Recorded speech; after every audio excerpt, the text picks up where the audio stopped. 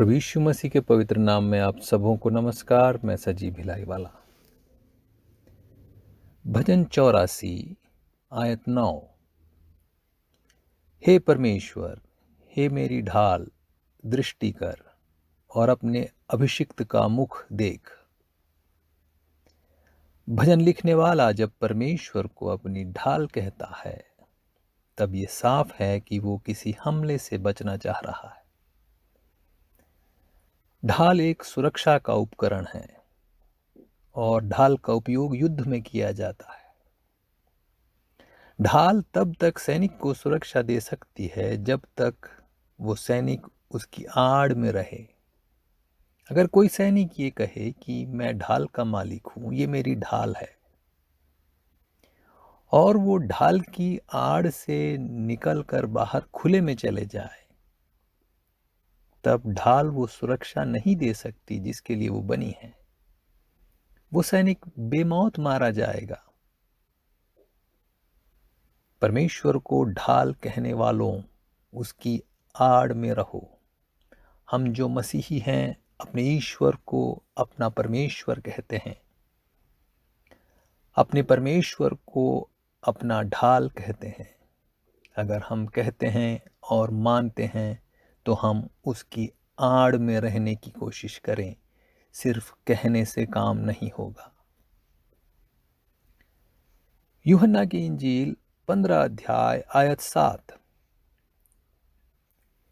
यहां प्रभु यीशु मसीह खुद कहते हैं, यदि तुम मुझ में बने रहो और मेरे वचन तुम में बने रहे तो जो चाहो मांगो।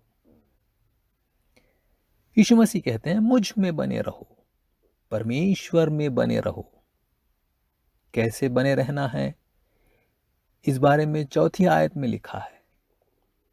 प्रभु कहते हैं, मैं दाख लता हूं, तुम डालियां हो। जो मुझ में बना रहता है और मैं उसमें, वह बहुत फल फलता है, क्योंकि मुझसे अलग होकर तुम कुछ भी नहीं कर सकते। जैसे एक डाली दाख में बनी रहती है, वैसे बने रहें। उस दाख के बिना कोई अस्तित्व नहीं है डाली का। हमारे परमेश्वर के बिना कोई अस्तित्व नहीं है हमारा। एक अटूट सा संबंध है दाख और डाली के बीच।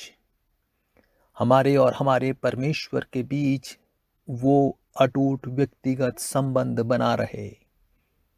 उस ढाल की आड़ में रहें, परमेश्वर में बने रहें। अगला भाग यूं है, मेरे वचन तुम में बने रहें। परमेश्वर के वचन हमारे अंदर रहें, हमेशा बने रहें। हर दिन हम उस वचन को ग्रहण करें।